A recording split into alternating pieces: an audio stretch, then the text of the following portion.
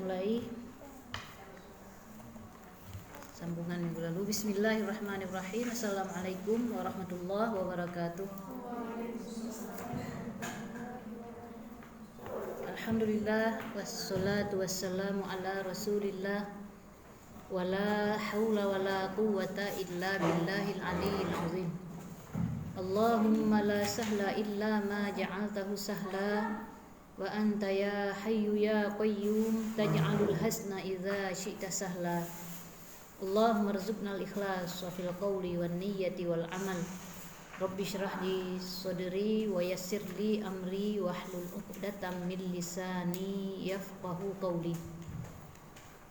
Alhamdulillah, hari ini kita bertemu kembali membahas tentang kewajiban-kewajiban hati. Belum tuntas kita bahas, minggu lalu sudah kita jelaskan kewajiban hati yang berupa iman kepada Allah dan iman kepada Rasulullah. Di antara kewajiban hati setiap mukallaf, yaitu orang yang sudah balik, berakal dan sampai kepada dia pokok dakwah Islam, yang pertama adalah beriman dia kepada Allah. Beriman kepada Allah. Beriman kepada Allah adalah dengan meyakini dengan pasti bahwa tidak ada yang disembah kecuali hanya Allah, meyakini bahwa Allah ada, tidak ada keraguan akan adanya, mensifati Allah dengan sifat-sifat yang sempurna lagi layak baginya, bukan dengan sifat kekurangan baginya. Kemudian juga sekilas tentang minggu lalu kita telah membahas tentang beriman kepada Rasulullah, yaitu beriman kepada segala sesuatu yang dibawa oleh Rasulullah sallallahu alaihi wasallam. Sekarang kita masuk ke pembahasan berikutnya. Bismillahirrahmanirrahim. Tentang Rasulullah sudah ya minggu lalu? Udah ya. Bismillahirrahmanirrahim. Qala al-muallif rahimahullah. Ini bawa kacamata lupa. Kemudian wal ikhlasi wa huwa al-amal bit ta'ah lillahi wahdah. Al ikhlas wa huwa al-amal bit ta'ah lillahi wahdah. Apa yang dimaksud al-ikhlas? Ikhlas adalah melaksanakan kewajiban hanya mengharap ridha Allah saja. Jadi ikhlas ini melakukan ketaatan hanya karena Allah semata, tidak mengharap yang lainnya, tidak mengharap ridha siapapun, yang diharap hanya ridha Allah semata. Ikhlas ini tidak gampang diucapkan, tapi sulit untuk dilaksanakan.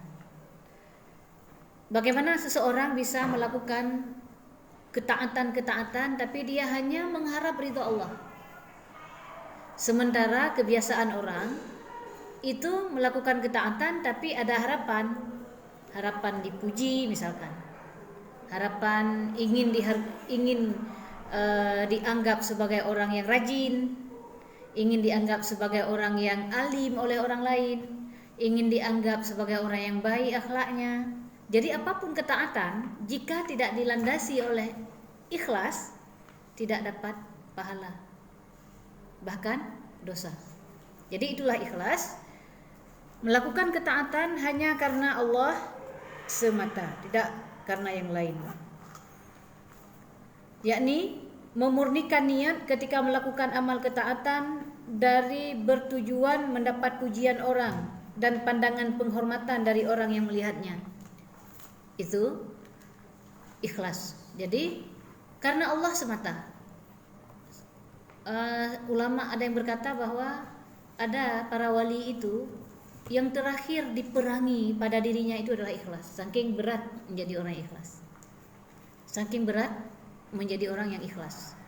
Jadi kita karena sudah belajar sekarang, kita cobalah pelan-pelan.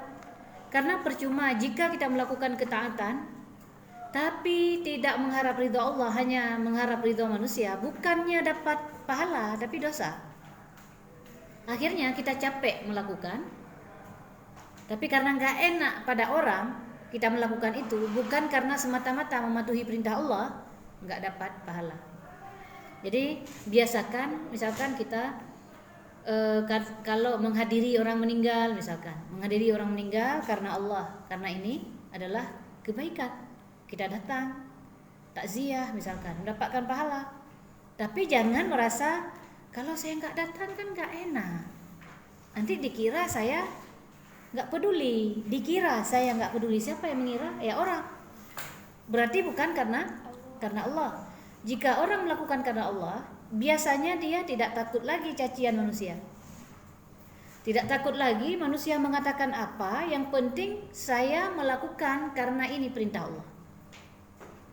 Karena ini perintah Allah. Makanya kan berat. Kenapa saya lakukan? Ya karena ini perintah Allah. Bukan karena tidak enak pada si fulan, bukan tidak enak pada si pulin, bukan karena ingin dipuji oleh pimpinan, bukan karena supaya jabatan kita tetap. Misalkan. Bukan karena itu. Itulah dia ikhlas, melakukan sesuatu ketaatan hanya mengharap ridha Allah semata. Tidak karena ingin dipuji tadi, tidak karena supaya dihormati, supaya dianggap orang yang paling berjasa, supaya dianggap pahlawan kesiangan misalkan. Kalau nggak mampu jangan lakukan, supaya tetap ikhlas. Dan ketika ikhlas akan mendorong kita untuk tidak takut. Ini karena Allah. Ya terserah orang menilai. Ini asalkan itu baik menurut agama, asal jangan yang dilakukan itu yang jelek. Ikhlas melakukan yang jelek, enggak. Ikhlas melakukan sesuatu yang tidak bermanfaat, enggak. Gitu ya. Nah, itu ikhlas, yaitu melakukan ketaatan hanya karena Allah semata. Semoga Allah berikan kita kekuatan untuk itu. Amin. Kan kita bilang ini berat. Kadang-kadang ketika melakukan datang setan. Ya kan? Lagi sholat, udah karena pingin dilihat, udah karena pingin dilihat alim, udah karena waduh saya paling nggak jatuh ke ujub nanti, itu di tempat yang lain ya. Ada pembahasannya nanti. Nah, ikhlas ya. Wa huwa al-amal bit ta'ah lillahi wahdah. Ayyakhlisan niyyata min ayyaksida biha indal fi'li indal amali as-salihi mahmadatan nas. Jadi yang dimaksud ikhlas ini adalah dia membersihkan hatinya dari bermaksud dari amal amal solih yang dia lakukan itu untuk dipuji oleh orang, atau wan nazru ilaihi bi'ainil ihtiram, atau agar orang menghormati dia, melihat dia dengan penghormatan karena dia telah melakukan kebaikan itu. Hanya dia yang mampu membantu saya misalkan. Lalu dia atau orang-orang itu misalkan hanya saya yang mampu, yang bisa membantu biar dilihat siapa, biar dilihat oleh orang, bukan karena Allah. Nah, ini kewajiban hati, ikhlas. Dan lagi-lagi ini berat, namun harus kita lakukan karena lawan dari ikhlas adalah riya, dan ini langsung menghilangkan amal kebaikan-kebaikan kita. Kemudian wan nadamu anil ma'asi. Selanjutnya kewajiban hati kita adalah menyesal terhadap maksiat-maksiat. Ayastash'ira fi qalbihi an-nadama li'annahu asallaha wa hadha wajibun fil ma'asi kulliha sawa'un kanat al-ma'siyatu saghiratun am kabirah. Kemudian menyesal terhadap maksiat-maksiat.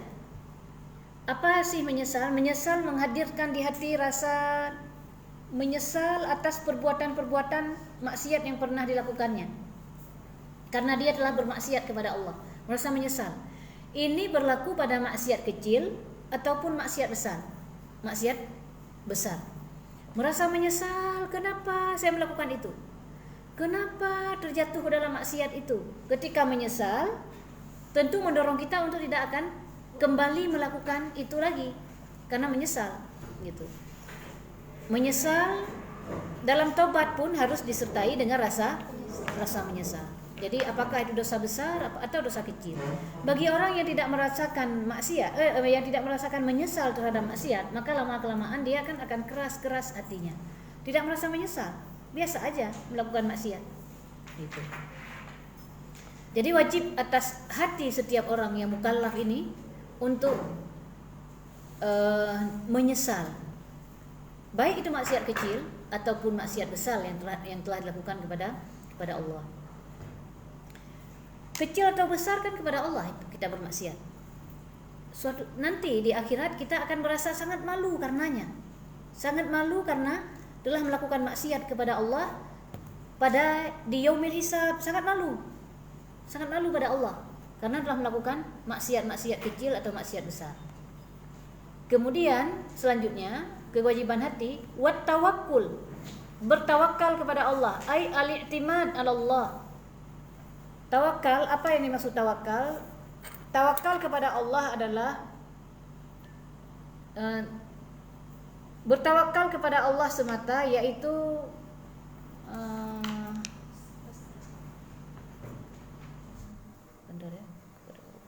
semata. Saya nggak nampak ini. Jadi tawakal pasrah kepada Allah semata. Apalagi kita selama ini kan sedang mengalami kondisi yang sangat sulit sekarang ya. Sulit sekarang. Kata pedagang, omset penjualannya menurun gitu kan. Sedang dalam masa-masa Covid ini, orang tidak bebas untuk beraktivitas, banyak di rumah saja. Nah, kondisi seperti ini kalau kurang tawakal bisa stres orang. Bisa stres. Tapi dengan tawakal kepada Allah, mengandalkan hanya kepada Allah, semakin kita tawakal, semakin terbuka jalan. Nggak usah takut. Tidak usah kita takut dengan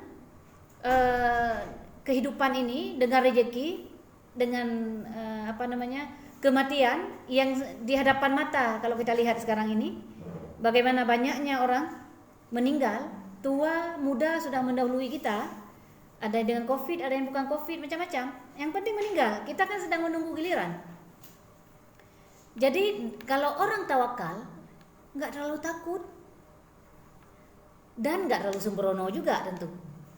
Kalau ada orang misalkan mengenakan masker, bukan berarti dia nggak tawakal. Itu adalah salah satu upaya tawakal dia. Setelah dia berupaya, dia tawakal kepada Allah. Adalah upaya pakai masker misalkan. Lalu baru dia bertawakal. Lalu dia bertawakal kepada Allah.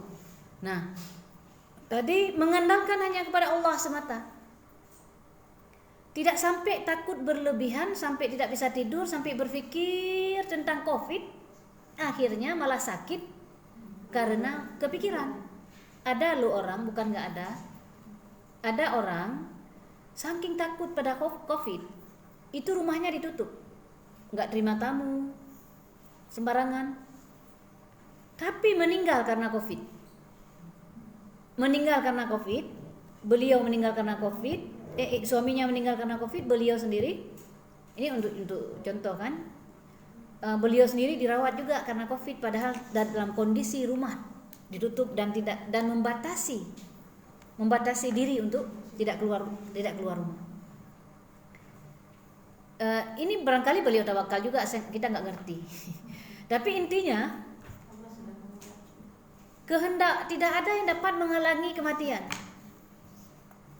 Ketika saatnya tidak akan tertunda, tidak akan dipercepat dan tidak akan lambat. Pada waktunya tetap akan meninggal. Yang ada apa? Seperti kita bilang tadi, tawakal aja kepada Allah. Jangan takut pada rezeki, jangan takut kurang rezeki, tawakal pada Allah. Ada orang takut ngaji karena takut Covid misalkan. Takut nggak berani ngaji, takut Covid. Pertanyaannya, ada yang meninggal tidak ngaji, ada yang meninggal karena ngaji, sama-sama meninggal. Bagus mana? Bagus meninggal dalam meningkatkan ilmu agama. Sementara umur kita nggak tahu, kita pasrah aja kepada Allah. Bukankah di belakang kita sudah belajar pada bab pokok-pokok akidah, bukan sebab pencipta akibat. Bukan ilat yang menciptakan maklul, bukan tabiat yang menciptakan sifat. Artinya apa? Virus tidak menciptakan kematian. Yang menciptakan kematian adalah Allah semata-mata. Dan virus itu jika dia menular, memang sudah Allah tentukan kepada siapa dia harus tertular. Di Lauhul Mahfuz sudah tercatat. Kenapa kita harus takutnya berlebihan? Jaga-jaga boleh, Tapi jangan sampai takut berlebihan. Meninggal karena apapun sudah ada catatan. Tinggal kita mengisi hari-hari kita ini, hari-hari yang telah Allah amanahkan, ada umur masih, diisi dengan ketaatan-ketaatan, karena kematian itu pasti. Tawakal aja pada Allah. Atau sebagian orang tidak mau menyisihkan sedikit pun waktu untuk belajar ilmu agama karena cari uang. Kalau enggak cukup untuk anak istri. Ada juga seperti itu. Ini juga kadang kurang tawakal. Apakah karena sebab ngaji mengurangi rezeki? Karena enggak hadir di kantor misalkan, hadir apakah dapat mengurangi rezeki? Itu juga enggak. Rezeki juga telah Allah tetapkan sebelum orang lahir sudah ada rezeki masing-masing. Itu jadi tawakal kita hanya mengandalkan diri kepada hanya mengandalkan Allah semata. Memang tingkat tawakal kita berbeda-beda. Kalau para ulama itu udah tawakalnya tinggi, nggak peduli besok makan apa, yang penting melakukan ketaatan saja. Nggak takut mati, nggak takut miskin, nggak takut lapar. Itu para ulama. Sehingga mereka kadang-kadang di majelis ilmu tidak pernah keluar, nggak mikir nyari duit. Kenapa? Sebagian orang mengatakan kalau seperti ini pasrah seperti itu, ya janganlah katanya. Tawakal kepada Allah itu dianjurkan sehingga kita tenang dalam hidup. Kalau kita tawakal kepada Allah dengan benar-benar tawakal, akan diberi rezeki tanpa kita sangka. Burung saja yang tidak punya otak, keluar pagi pulang sore, sudah kenyang dia. Burung yang tidak ada akal, bukan tidak punya otak ada akalnya yang enggak ada. Burung saja keluar pagi pulang sore, dia sudah kenyang. Orang gila saja ada makanan. Apa yang membuat kita takut? Kenapa kita takut miskin sementara kita adalah hamba dari Allah yang maha kaya? Itu ada orang Sudan menulis di tempat dagangannya itu, kaifa akhaful fakir wa ana abdul ghani. Ngapain saya takut miskin? Saya hamba dari Allah yang maha kaya. Tawakal, pokoknya tawakal. Dengan tingkat tadi tentu butuh latihan gitu kan. Tawakal itu butuh latihan dan butuh belajar, butuh kerja keras untuk kita bisa pasrah diri kepada Allah, hanya mengandalkan Allah semata-mata. Dalam hal rezeki ada seorang ngapain kita takut gitu kan? Ada orang pingin miskin nggak miskin, ada orang pingin kaya juga nggak kaya gitu kan? Ada orang buka warung kopi sekarang di Aceh kan menjanjikan. 2 orang buka warung kopi, yang satu warung kopinya nggak maju, padahal di tempat yang harus tutup akhirnya. Di tempat yang strategis. Yang satu dia buka warung kopi juga, tempatnya biasa-biasa saja tapi majunya luar biasa. Nggak tahu kita, belum tentu dengan tampilan yang cantik ternyata membawa, itu salah satu cara supaya menarik pelanggan misalkan. Tapi kadang-kadang yang biasa saja malah itu yang ramai orang. Nggak tahu kita rahasia Allah. Makanya ketika kita udah berusaha, tinggal tawakal hanya kepada Allah. Udah, saya pasrah kepada Allah saja, gak tahu lagi ke depannya gimana, Allah yang tentukan. Gak usah takut sekali yang belum punya jodoh atau yang sudah yang belum kerja misalkan, gak usah khawatir. Pada Allah kita berpasrah. Selanjutnya, setelah tawakal, ikhlas sudah, tawakal,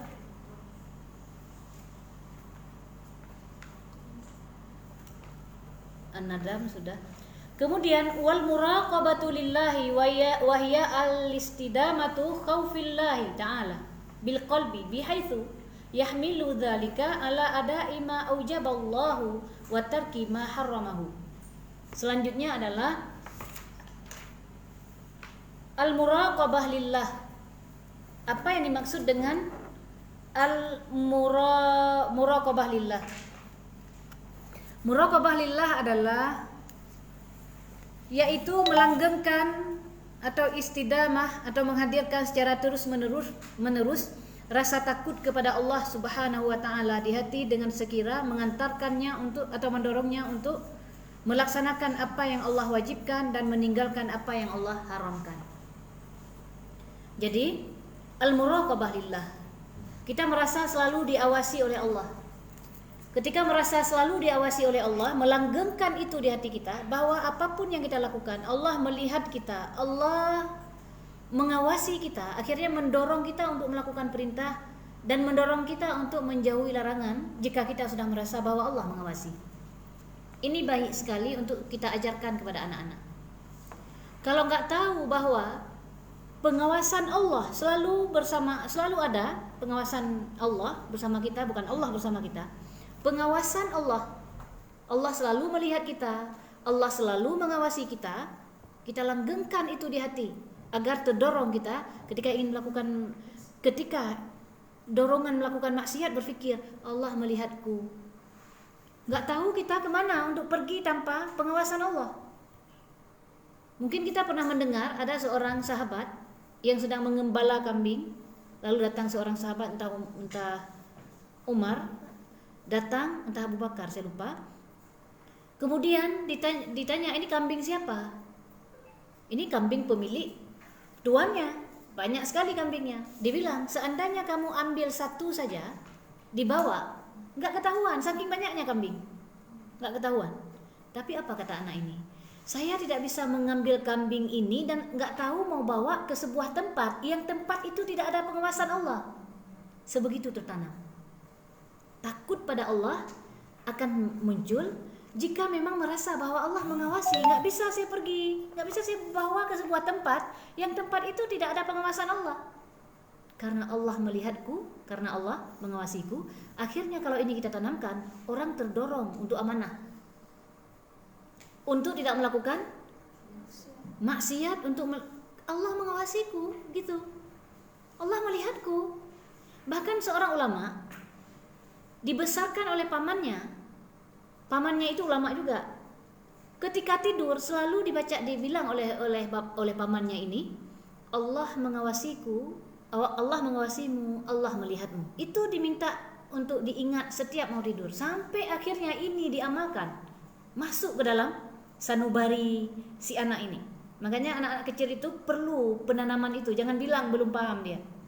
Penanaman sejak dari kecil. Akhirnya jadi ulama.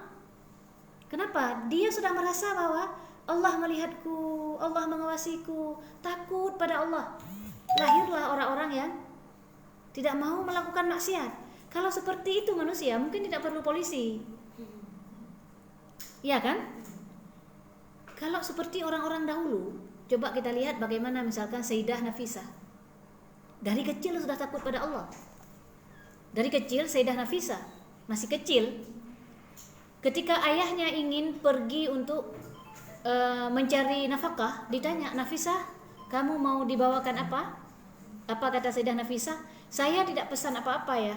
Saya hanya berpesan ayah takwa pada Allah dalam mencari rezeki. Itu pesan anak kecil. Saya hanya berpesan ayah takut pada Allah ketika dalam mencari nafkah. Jangan lakukan yang haram ya. Gitu kan maknanya, jangan lakukan yang haram. Lalu ditanya oleh ayahnya, Nafisah, seandainya ayah tidak mendapatkan rezeki yang halal, boleh nggak ayah mencuri? Lalu dengan suara lantang Sayyidah Nafisah berkata, ya, lebih baik kita lapar di dunia daripada harus merasakan siksa neraka yang amat pedih ya. Ini kata anak kecil. Kenapa? Udah hadir rasa takut. Bukan menghadirkan Allah di hati, jangan salah. Menghadirkan rasa takut pada Allah di hati, tidak, sehingga merasa Allah mengawasi, muraqabah, Allah selalu melihat kita, Allah selalu mengawasi kita, sehingga tidak berani melakukan maksiat.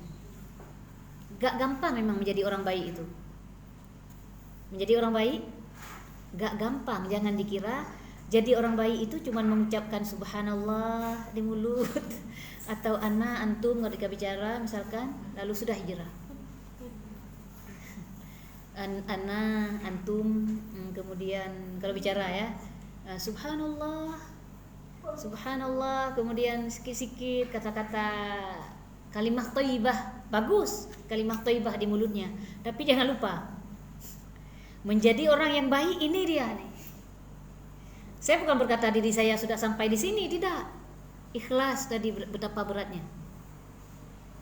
Tawakal itu harus kita lalui semua. Hati kita benar-benar merasa diawasi oleh Allah, takut pada Allah, tidak ingin melakukan maksiat. Itu pada akhirnya menjadi orang yang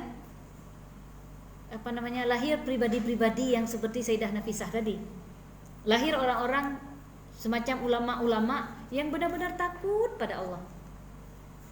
Sampai-sampai tidak mau seperti cerita saya tentang Imam Haramain minggu lalu dan minggu sebelumnya. Imam Haramain, bagaimana Imam Haramain diberikan susu dari seorang budak yang belum selesai muamalahnya, yang belum minta izin pada budak, lalu dicongkel ke mulutnya supaya bisa mengeluarkan susu itu tingkat ketakutan pada Allah dengan para ulama.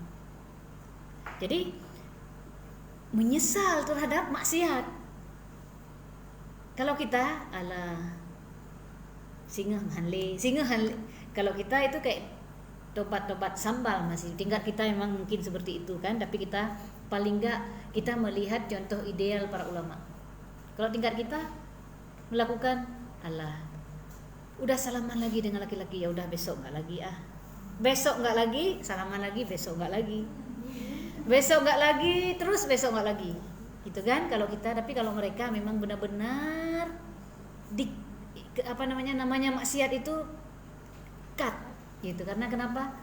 Karena merasa Allah mengawasi, karena merasa Allah melihat, muraqabah lillah. Ini bagus sekali jika kita tanamkan kepada anak-anak tadi supaya muncul karakter. Kita kan sibuk sekarang dengan karakter. Ini dia karakter. Menanamkan kepada anak takut pada Allah, sehingga nggak berani dia nendang kawan. Muslim soleh tidak akan memukul temannya misalkan gitu kan. Seorang muslim yang soleh tidak akan memukul saudaranya tanpa hak misalkan gitu kan. Dia jaga itu karena kenapa? Allah melihat dia, Allah mengawasi dia. Anak kecil paling gampang. Dulu pernah terjadi seorang anak dipukul. Setelah dipukul, kawannya datang, dia membayar uang supaya tidak dipukuli kawannya ini. Dibayarin uang. Bang, jangan pukuli kawan saya, ini uang. Saking dia nggak tahu caranya, anak-anak SMP sementara dia anak SD sedang dibully kawannya, dia bayar supaya kawannya tidak dipukuli. Tapi bahkan masih dipukuli. Anak ini ketika ditanya apakah sakit hati, enggak. Allah yang tahu. Dia karena gara-gara belajar seorang muslim yang soleh tidak berbuat baik kepada orang yang berbuat jahat kepada dia. Terinspirasi. Belajar di kitab Tsaqafah Islamiyah, anak TPA. Gara-gara dia belajar di kitab Tsaqafah Islamiyah, seorang muslim yang baik tidak berbuat baik kepada orang yang berbuat jahat pada dia. Dia terinspirasi itu. Inilah dia karakter.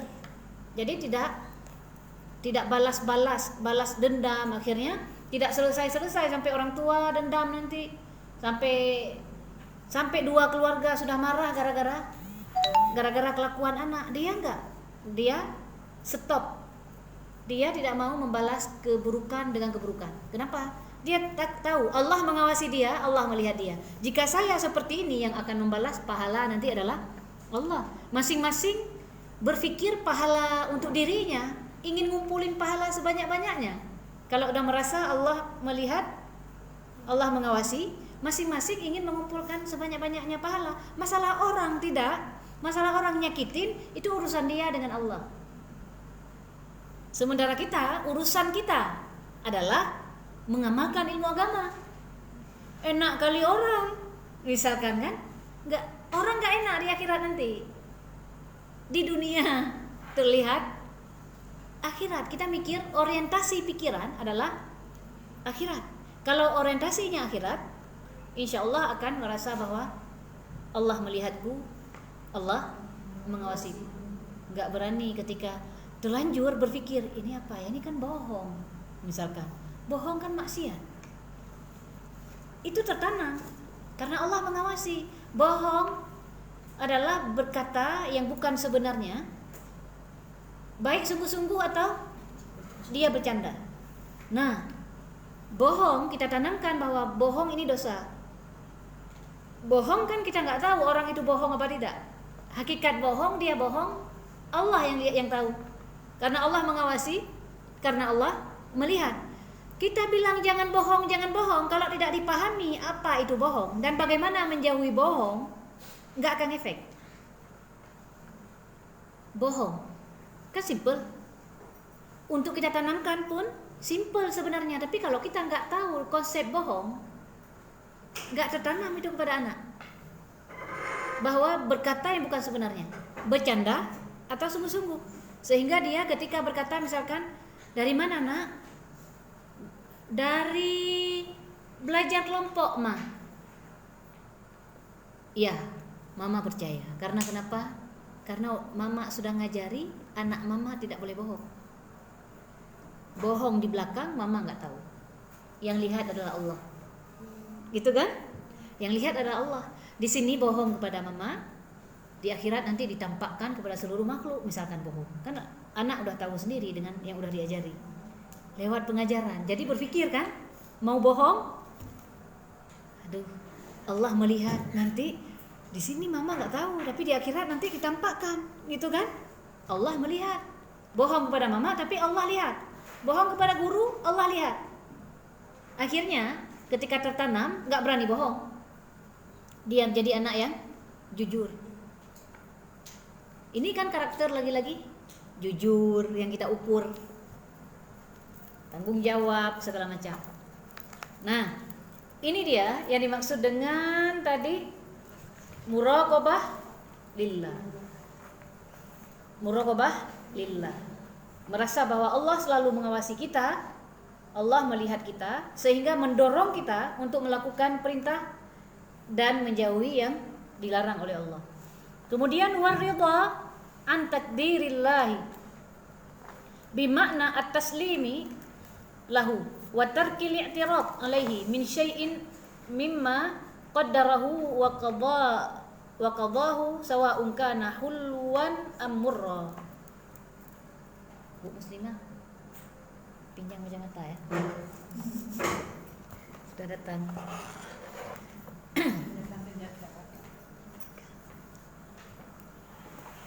Barakallah. Nah baru aman. Ridha an takdirillahi bimakna taslimi lahu wa tarkil i'tirad. Yang dimaksud dengan ridha adalah ridha pada takdir Allah. Kita tidak menentang, menyerah diri total kepada Allah, pasrah kepada Allah atas takdir yang berlaku atas kita, baik atau buruk. Kalau baik semua orang suka, kalau kaya semua orang senang, sehat semua senang. Semua orang berpikir dia ingin dalam doanya, kemungkinan yang didoakan adalah panjang umur, sehat, banyak rezeki, itu kan? Panjang umur, sehat, banyak rezeki.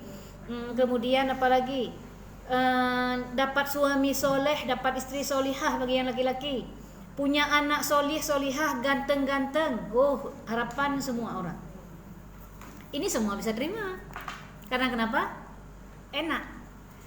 Bisakah kita terima? Ternyata kenyataan hidup adalah sebaliknya. Miskin, sakit, jelek, gak apa-apa, di akhirat nanti cantik.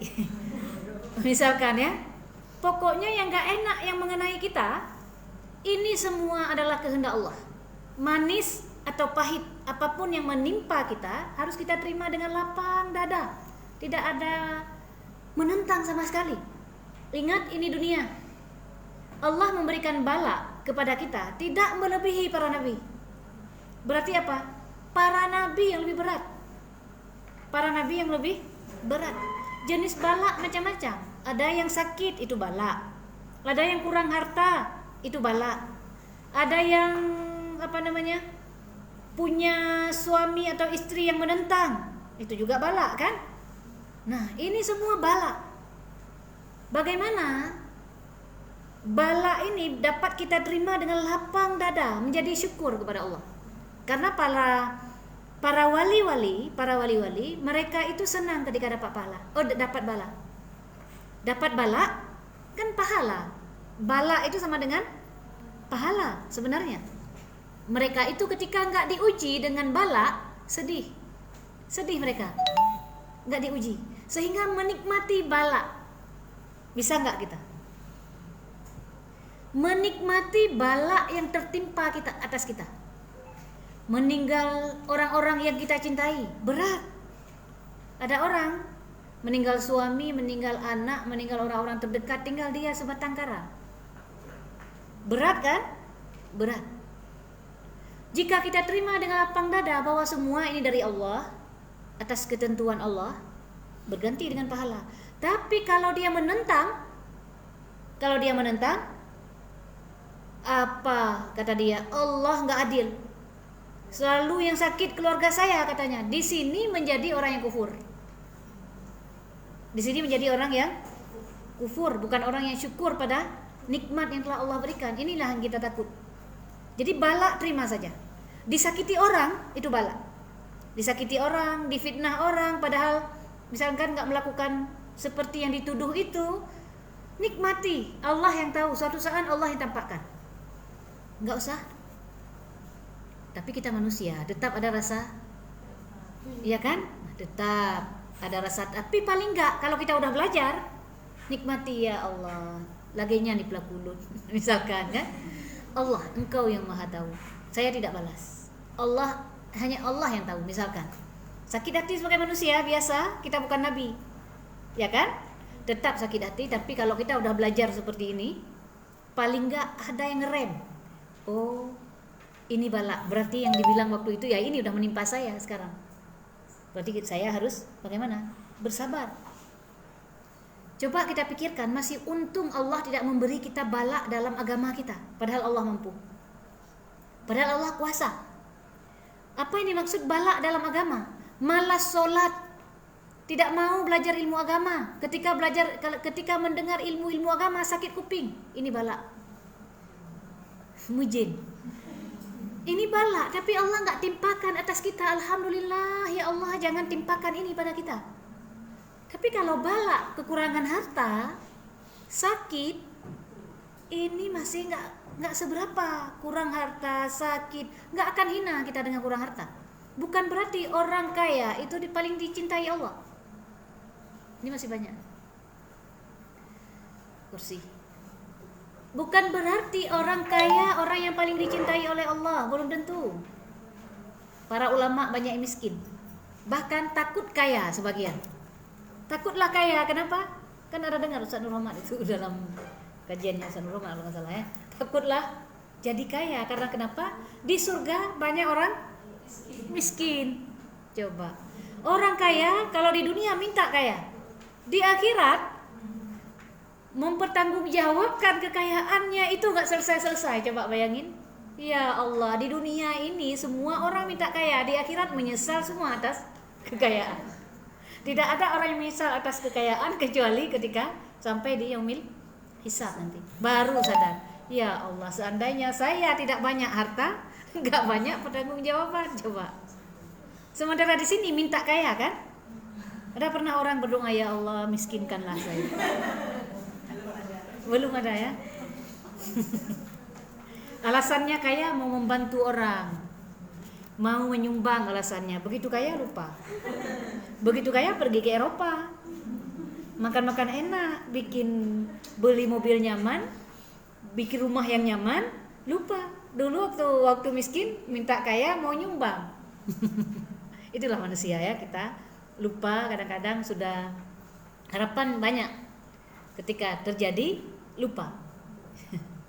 Ini jadi ridho itu yang sangat ridho terhadap takdir Allah. Bisa nggak kita mengatakan alhamdulillah atas bala?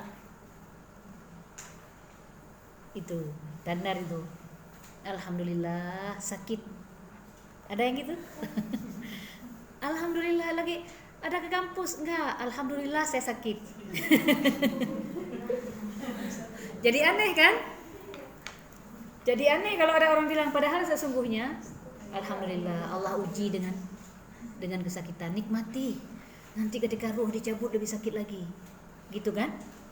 Ini untuk latihan melatih diri untuk siap ketika ruh dicabut nanti bagaikan disayat 1000 pedang. Coba bayangin. Kalau nggak biasa dengan bala, datang syaitan, dia berkata, kufurlah kepada Allah, akan aku berikan ini minuman ini kepadamu. Sementara kita menggerakkan tangan udah nggak kuasa, bicara udah nggak bisa keluar dari mulut. Dalam kondisi itu datanglah si syaitan melawan sementara kita kehausan, sementara kita butuh bantuan. Kala itu datang setan, kufur kepada Allah dulu, baru diberikan ini. Kalau nggak biasa dengan bala, biasanya enak-enak saja, iyalah sebentar nggak tahan, 1 menit nggak tahan dari tuh. Kalau bala dikit kena mati lampu, alah nggak bisa tidur nih, nggak ada AC gitu kan. Dikit baru mati lampu, gimana di akhirat, gimana neraka? Pikirkan itu sama-sama kita. Bukan saya hanya mengajak semua yang dengar, tapi saya berpikir ya saya harus kita berpikir itu kondisi nanti bagaimana neraka. Seberapa berat cobaan di dunia tidak seberat yang harus dihadapi di sana nanti. Sakit yang paling sakit terakhir kita adalah ketika ruh dicabut. Itu sakit yang paling sakit di dunia. Sakit dunia yang paling akhir adalah ketika ruh dicabut. Tapi setelah masuk kubur, lebih-lebih lagi meningkat rasa sakit daripada ruh dicabut. Artinya kalau nggak mampu menjawab pertanyaan malaikat dalam kubur, tidak ada amal yang dibawa, apalagi orang kafir misalkan, ketika dipukul sakitnya luar biasa, sudah berkali-kali lipat daripada sakitnya dunia. Itu. Nah, itu ridho. Selanjutnya wa ta'zimu sya'airillahi bi ayanzilaha manzilatal lati amarallahu biha la dunaha wala yastahina biha bi izaliha dunal manzilatil lati amarallahu biha. Selanjutnya adalah mengagungkan syiar-syiar Allah. Mengagungkan syiar-syiar Allah dengan menempatkannya pada kedudukan yang Allah perintahkan, bukan kurang darinya. Dan tidak merendahkannya dengan menempatkannya di bawah kedudukan yang Allah perintahkan. Syiar-syiar agama, syiar-syiar Allah kita agungkan. Hati yang takwa adalah hati yang, di antara hati yang takwa adalah hati yang mengagungkan syiar-syiar Allah. Syiar-syiar Allah, ada kata-kata yang diagungkan oleh Allah, misalkan kata-kata yang diagungkan yang muazzam, kalimat-kalimat yang muazzam. Syiar-syiar agama seperti puasa, wudu, azan, itu kan syiar-syiar agama. Itu harus kita agungkan. Cara mengagungkannya bagaimana? Meletakkannya di tempat yang sebagaimana diperintahkan. Jangan kita rendahkan serendah-rendahnya seperti yang dilarang. Kalau nama Allah itu kalimat muazzam, nama Rasulullah, nama Nabi, nama Rasulullah ya, nama Nabi kita Nabi Muhammad, Rasul, syiar-syiar agama yang lain harus kita agungkan, tidak boleh kita rendahkan. Contoh merendahkan mana? Diinjak, rendah. Didudukin dengan pantat, itu rendah. Misalkan ada Bismillahirrahmanirrahim, dibuang ke tong sampah. Ada kalimat Bismillahirrahmanirrahim tertulis, dibuang ke tong sampah. Ini tidak mengagungkan syiar agama. Tapi bagaimana caranya? Selamatkan itu bismillahirrahmanirrahim. Di situ ada keberkahan. Kita lihat sekarang orang setelah menulis tidak ngerti cara mengagungkan syiar agama. Setelah dia hafal Al-Quran, ada yang ditaruh di telapak kaki. Na'udzubillah. Ada yang seperti itu. Ada yang melangkah. Al-Quran dilangkahin. Apakah itu mengagungkan? Itu menghina itu. Bahkan kalau Al-Quran diinjak, dia udah keluar dari Islam. Walaupun dia bilang tidak ada maksud melecehkan, dengan syarat dia tahu ya, dengan syarat dia lihat itu. Dia lihat bahwa itu memang nama Allah, dia lihat itu nama Nabi atau ayat Al-Quran tersobek jatuh, dia tahu itu lalu diinjak aja, kecuali dia nggak tahu. Kalau diinjak dengan sengaja sementara dia tahu, udah keluar, termasuk kufur perbuatan, sampai jatuh dalam kufur loh. Kalau salah, kalau nggak tahu cara mengagungkan syiar agama dalam Islam, dalam syarak yang dikenal dengan melecehkan itu pada kaki dan pantat. Kaki dan pantat. Artinya Al-Quran, kalimat-kalimat muazzam jangan sampai depan kaki atau diinjak atau di pantat, nggak boleh. Kalau disandar itu makruh. Kalau bersandar itu makruh. Sebaiknya ditinggalkan. Makanya kadang-kadang kita nggak meminta anak untuk nulis bismillah di kertas-kertas sembarangan. Takut nanti dibuang karena anak-anak nggak paham di sekolah. Di papan tulis boleh, karena kenapa? Papan tulis nggak akan kebuang, paling dihapus. Yang banyak orang teledor pada undangan, ya kan? Di undangan tertulis bismillahirrahmanirrahim wa min ayatihi, ayat Al-Quran. Orang menulis ini merasa bangga, ingin supaya didoakan pasangan itu. Udah disebut nama Nabi, salam di situ, pokoknya syiar-syiar agama lengkap di undangan. Kemana? Dalam tong sampah dibuang. Ini perlu ilmu. Inilah keberkahan menjadi pudar, menjadi hilang pelan-pelan. Dibuang di dalam tong sampah. Kawan kita pernah ketika beli pisang goreng di kawasan Darussalam, enggak saya bilang tempatnya di mana. Di kawasan Darussalam dia beli pisang goreng, ayat Al-Quran, fotokopi Al-Quran penuh, bukan tafsirannya, penuh Al-Quran. Walaupun tafsiran juga enggak boleh kalau ada ayat ya. Jadi dibungkus pisang goreng. Ya Allah, dan makalah-makalah juga, sebagian makalah mahasiswa. Makalah itu ada ayat. Dijual kiloan ke orang jual martabak. Begitu kita beli martabak, sudah 1 lembar kutipan ayat Al-Quran lalu dijelaskan. Coba, inilah hilangnya keberkahan. Inilah penyebab hati menjadi keras, tidak mengagungkan syiar-syiar agama. Hati-hati. Supaya dapat kita selamatkan bagaimana? Dibakar dengan niat menyelamatkan, tapi bukan di tempat yang najis.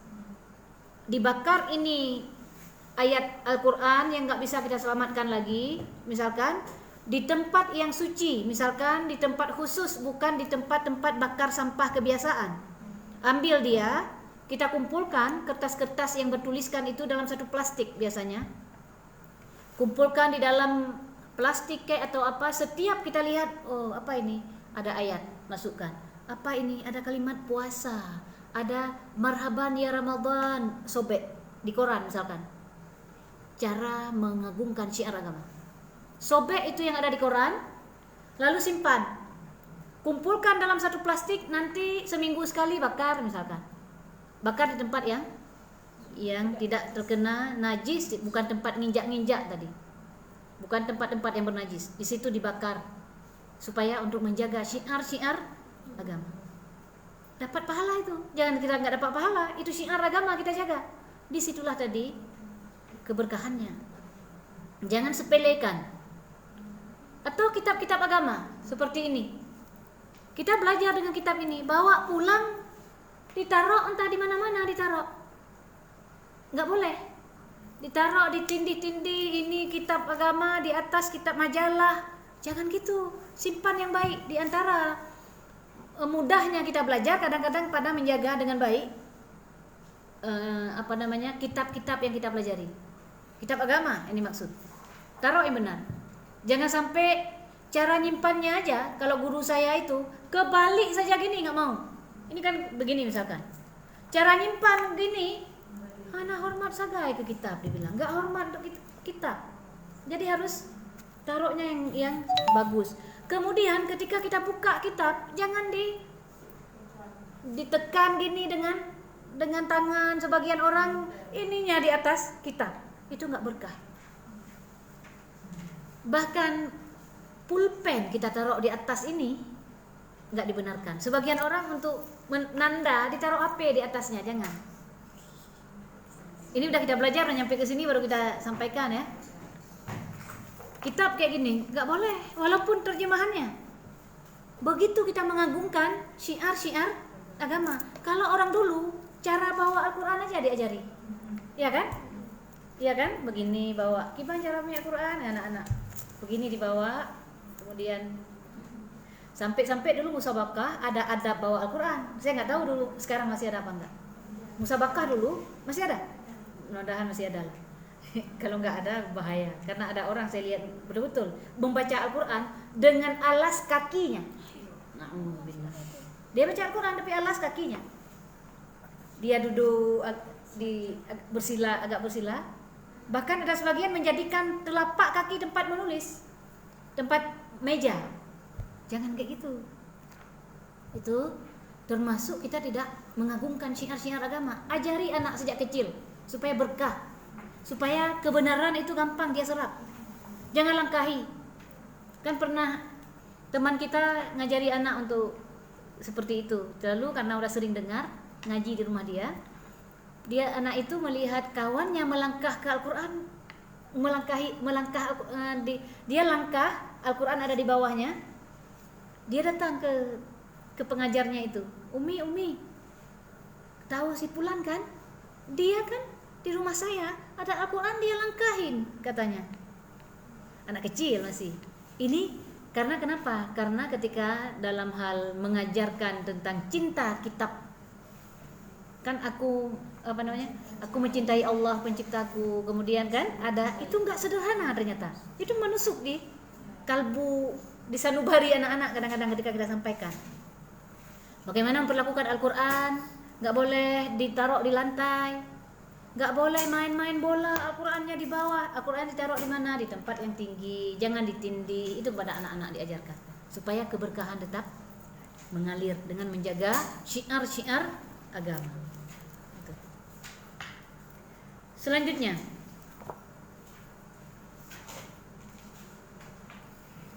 jam berapa? Jam 1.24. Jam 1. Gimana, kita cukupkan atau masih kuat?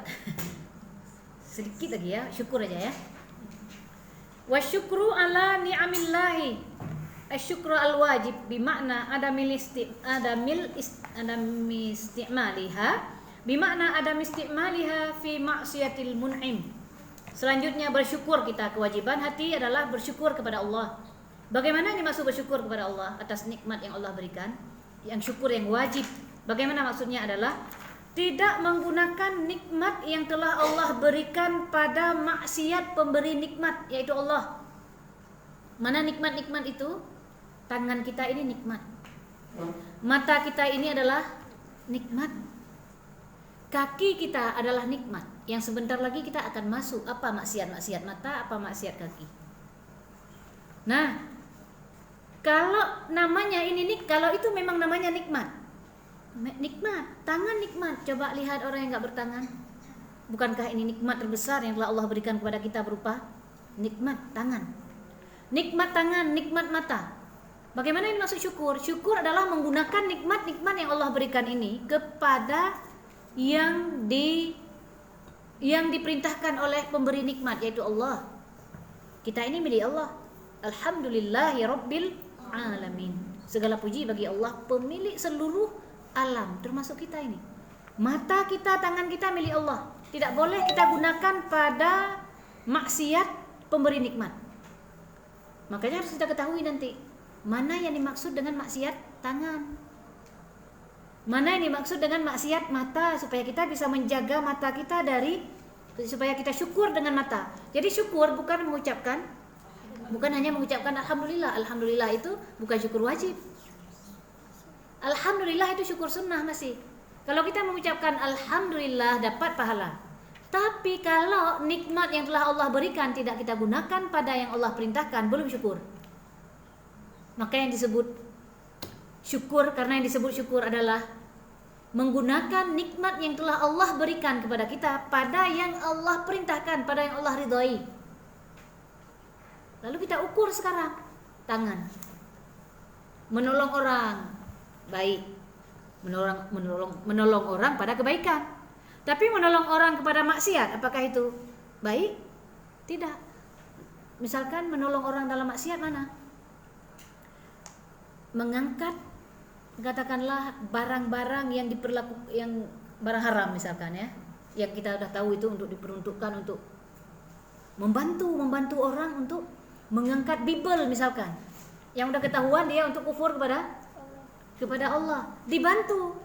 Nggak boleh kita menggunakan nikmat yang Allah berikan ini untuk maksiat kepada pemberi nikmat. Makanya hati-hati, kita ukur sekarang tangan kita, mulut kita, lidah kita, semuanya nikmat.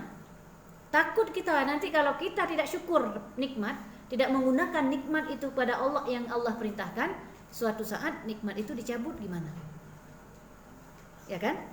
Suatu saat pemberi nikmat tidak ridha, yaitu Allah, lalu diambil. Baru tahu bahwa itu nikmat ketika sudah tidak ada lagi.